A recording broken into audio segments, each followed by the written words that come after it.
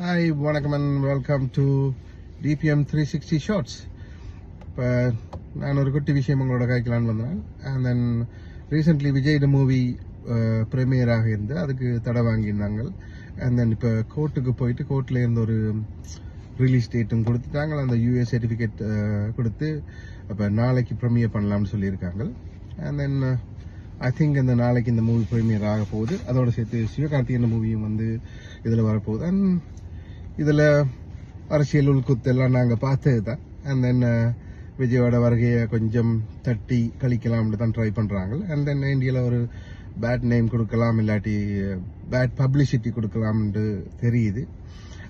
And இதில் வந்து நடுவில் சும்மா இருந்த சிவகார்த்திகேயன் வந்து மாட்டிக்கிட்டாருன்னு தான் நினைக்கிறேன் நான். சிவகார்த்திகேயன் மூவிக்கு இப்படி 50 மில்லியன்ஸ் வியூஸ் இது வரைக்கும் எங்கே இருந்தும் போனதில்லை.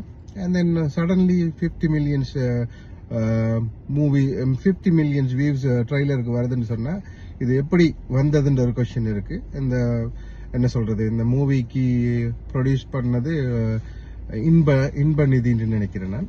அண்ட் தென் இன்ப நிதி அண்ட் தென் ரெட் ஜாயண்ட் இதெல்லாம் ஒரு பின்னாடி ஒரு திமுக அரசியல் அண்ட் விஜய்க்கு எதிர்ப்பான அரசியல் ஒன்று இருக்கு. அது எங்க எல்லாருக்கும் தெரிஞ்சது தான்.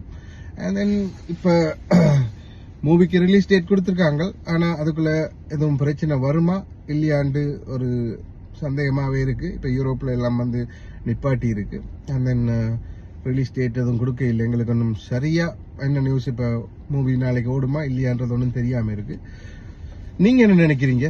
இந்த மூவி நாளைக்கு ரிலீஸ் ஆகுமா இல்லையா என்ற ஒரு கொஸ்டின் மார்க் எனக்கு இருக்கு. நீங்க அதுக்கு உங்களால முடிஞ்ச பதில கீழே கமெண்ட்ல சொல்லுங்க. அண்ட் உங்களை நான் இன்னொரு வீடியோவில் சந்திக்கிறேன். See you. Bye.